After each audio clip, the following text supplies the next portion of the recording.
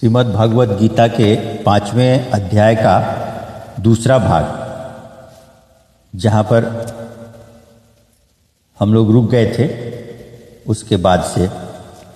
अब हम लोग श्रवण करेंगे। हे अर्जुन, वश में है अंतःकरण, जिसके ऐसा सांख्य योग का आचरण करने वाला पुरुष तो निसंदेह न करता हुआ और न करवाता हुआ 9 द्वारों वाले शरीर रूप घर में सब कर्मों को मन से त्याग कर, अर्थात इंद्रियों के अर्थों में बरतती हैं, ऐसे मानता हुआ आनंद पूर्वक सच्चिदानंद घन परमात्मा के स्वरूप में स्थित रहता है। परमेश्वर भी भूत प्राणियों के न कर्तापन को और न कर्मों को तथा न कर्मों के फल के संयोग को वास्तव में रचता है, किंतु परमात्मा के सकाश से प्रकृति ही बरतती है, अर्थात गुण ही गुणों में बरत रहे हैं। सर्वव्यापी परमात्मा न किसी के पाप कर्म को और न किसी के शुभ कर्म को भी ग्रहण करता है, किंतु माया के द्वारा ज्ञान ढका हुआ है, इससे सब जीव मोहित हो रहे हैं। परंतु जिनका वह अंतःकरण का अज्ञान आत्मज्ञान द्वारा नाश हो गया है, उनका वह ज्ञान सूर्य के सदृश उस सच्चिदानंद घन परमात्मा को प्रकाशता है, अर्थात परमात्मा के स्वरूप को साक्षात कराता है। हे अर्जुन, तद्रूप है बुद्धि जिनकी तथा तद्रूप है मन जिनका, और उस सच्चिदानंद घन परमात्मा में ही है निरंतर एक ही भाव से स्थिति जिनकी, ऐसे तत्परायण पुरुष ज्ञान के द्वारा पाप रहित हुए अपुनरावृत्ति को अर्थात परम गति को प्राप्त होते हैं। ऐसे वे ज्ञानी जन विद्या और विनय युक्त ब्राह्मण में तथा गौ, हाथी, कुत्ते और चांडाल में भी संभाव से देखने वाले ही होते हैं। इसलिए जिनका मन समत्व भाव में स्थित है, उनके द्वारा इस जीवित अवस्था में ही संपूर्ण संसार जीत लिया गया, अर्थात वे जीते हुए ही संसार से मुक्त हैं, क्योंकि सच्चिदानंद घन परमात्मा निर्दोष और सम है। इससे वे सच्चिदानंद घन परमात्मा में ही स्थित हैं। जो पुरुष प्रिय को अर्थात जिसको लोग प्रिय समझते हैं, उसको प्राप्त होकर हर्षित नहीं हो, और अप्रिय को अर्थात जिसको लोग अप्रिय समझते हैं, उसको प्राप्त होकर उद्वेगवान न हो, ऐसा स्थिर बुद्धि संशय रहित ब्रह्मवेत्ता पुरुष सच्चिदानंद घन परब्रह्म परमात्मा में एक ही भाव से नित्य स्थित है।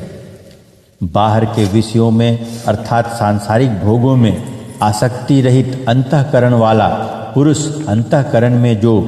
भगवत ध्यान जनित आनंद है, उसको प्राप्त होता है, और वह पुरुष सच्चिदानंद घन परब्रह्म परमात्मा रूप योग में एक ही भाव से स्थित हुआ अक्षय आनंद को अनुभव करता है। जो यह इंद्रिय तथा विषयों के संयोग से उत्पन्न होने वाले सब भोग हैं, वे यद्यपि विषयी पुरुषों को सुख रूप भासते हैं, तो भी निसंदेह दुख के ही हेतु हैं और आदि अंत वाले अर्थात अनित्य हैं। इसलिए हे अर्जुन, बुद्धिमान विवेकी पुरुष उनमें नहीं रमता। जो मनुष्य शरीर के नाश होने से पहले ही काम और क्रोध से उत्पन्न हुए वेग को सहन करने में समर्थ है, अर्थात काम क्रोध को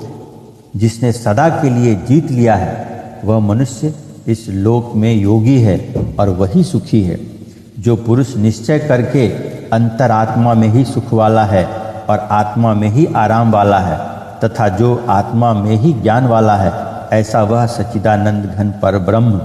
परमात्मा के साथ एक ही भाव हुआ सांख्य योगी शांत ब्रह्म को प्राप्त होता है। नाश हो गए हैं सब पाप जिनके, तथा ज्ञान करके निवृत्त हो गया है संशय जिनका, और संपूर्ण भूत प्राणियों के हित में है रति जिनकी, एकाग्र हुआ है भगवान के ध्यान में चित्त जिनका, ऐसे ब्रह्मवेत्ता पुरुष शांत परब्रह्म को प्राप्त होते हैं। काम क्रोध से रहित जीते हुए चित्त वाले परब्रह्म परमात्मा का साक्षात्कार किए हुए ज्ञानी पुरुष के लिए सब ओर से शांत परब्रह्म परमात्मा ही प्राप्त है। हे अर्जुन, बाहर के विषय भोगों को न चिंतन करता हुआ बाहर ही त्याग कर और नेत्रों की दृष्टि को भ्रिकुटी के बीच में स्थित करके तथा नासिका में विचरण वाले प्राण और अपान वायु को सम करके जीती हुई हैं इंद्रियां, मन और बुद्धि जिसकी, ऐसा जो मोक्ष परायण मुनि इच्छा भय और क्रोध से रहित है वह सदा मुक्त ही है। और हे अर्जुन, मेरा भक्त मेरे को यज्ञ और तपों का भोगने वाला और संपूर्ण लोकों के ईश्वर का भी ईश्वर तथा संपूर्ण भूत प्राणियों का सुहृदय अर्थात स्वार्थ रहित प्रेमी ऐसा तत्व से जानकर शांति को प्राप्त होता है और